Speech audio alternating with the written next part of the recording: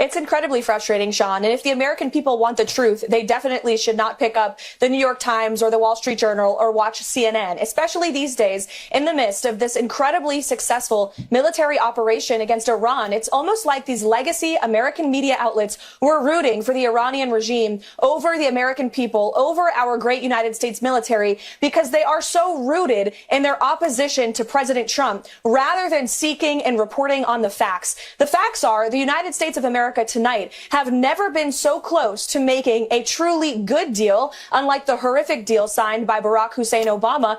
So even throwing that in there, the Barack Hussein Obama, she has to, adopt these Trump affectations, these Trump mannerisms in a desperate Hail Mary to please her boss, as well as to persuade the American people. So a few things, as was repeatedly discussed, the deal that Trump's team was reportedly working on was actually quite similar to President Obama's Iran nuclear deal, but in many ways, much, much worse in terms of the sort of conditions that MAGA used to complain about. We can't pay Iran to not build a nuclear weapon. That's extortion. That's bribery. We're bribing them not to do bad things. And Donald Trump reportedly is set to unfreeze $20 billion in Iranian funds in order to get them not to develop a nuclear weapon. So we're not even back at square one. We will be many steps beyond square one. We are wishing for square one, since, of course, Trump was the one who shredded the Iran nuclear deal in the first place. Number two, the American people don't support this war. The American people in poll after poll after poll after poll after poll, not just CNN, not just the Wall Street Journal, but Fox News and Quinnipiac and Rasmussen and others,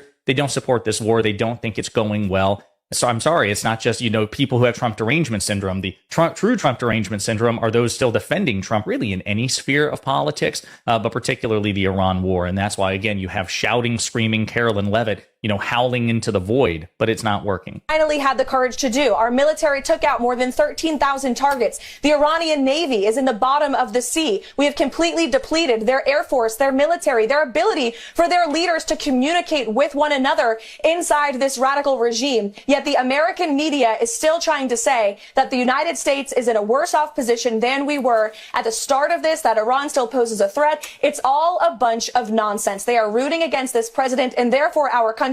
And it's really despicable to watch. But the facts are the facts. President Trump has been the steady leader our country needs throughout this entire endeavor. And again, thanks to the success of the military operation and his hardline negotiating style, we're on the brink of a deal.